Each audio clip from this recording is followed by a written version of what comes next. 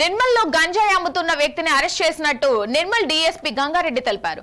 ముందస్తు సమాచారం ప్రకారం సి అశోక్ ఎస్ఐ వారి సిబ్బంది కలిసి నిర్మల్లోని బస్టాండ్ లో షేక్ అమర్ సోహెల్ తండ్రి షేక్ అమర్ అనే వ్యక్తి తన కస్టమర్లకు అమ్ముతున్నాడని తెలుసుకుని షేక్ అమర్ సోహెల్ ను బస్టాండ్ వద్ద అదుపులోకి తీసుకున్నట్లు తెలిపారు. నిందితుడి వద్ద నుండి 180 గ్రామ్స్ గంజాయిని స్వాధీనం చేసుకుని రిమాండ్ కు తరలించినట్లు నిర్మల్ డీఎస్పీ తెలిపారు. నిర్మల్ జిల్లాలో గంజాయి అమ్మితే వెంటనే పోలీసులకు సమాచారం ఇవ్వాలని కోరారు.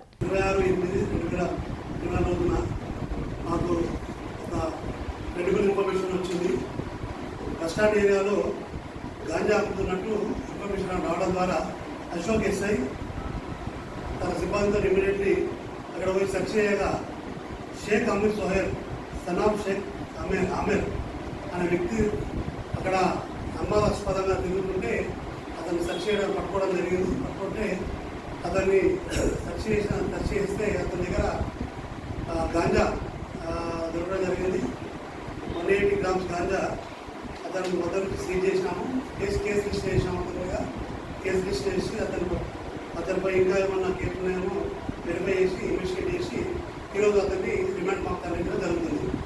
ఎక్కడైనా ఎవరైనా ఇట్లా గాంజా అమ్మినా కానీ కన్జ్యూమ్ చేసినా కానీ పోలీస్ స్ట్రిక్ట్ యాక్షన్ ఉంటుంది. కేసులు రిజిస్టర్ చేస్తాం, రిమాండ్ చేస్తాం. కాబట్టి గాంజాకు అడిక్ట్ కాదండి. గాంజా ఇన్ఫర్మేషన్ ఉంటే కూడా పోలీస్ తెలియజేయండి.